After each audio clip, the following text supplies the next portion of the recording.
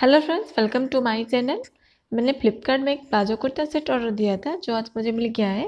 तो चलिए मैं उसका अनबॉक्सिंग करके आपको दिखा देती हूँ। ये देख सकते हैं, ये वो सेट है। इसकी पैकिंग काफ़ी ज़्यादा अच्छा है। मैंने ये स्मॉल साइज़ का ऑर्डर दिया था और ये मुझे 690 पे मिला है। इसका लिंक मैं नीचे दे दूँगी, आप जाके फ्लिपकार्ट में चेक कर सकते हैं। सबसे पहले मैं प्लाजो को ओपन करके आपको दिखा देती हूँ।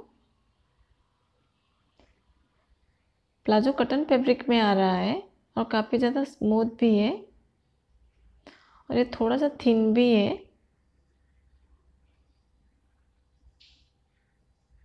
अब मैं कुर्ता ओपन करके आपको दिखाती हूँ। ये उसका फ्रंट साइड है और ये अंदर साइड है। इसमें प्रिंटेड किया गया है। इसको थोड़ा क्लोज दिखाती हूँ। मुझे प्रिंटेड काफ़ी ज़्यादा अच्छा लगा।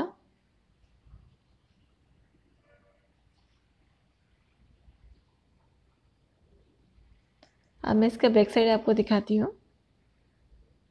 इसका बैक साइड है। अब मैं इसे पहन के आपको दिखा देती हूँ। ये मुझे काफ़ी ज़्यादा लूज हो रहा है।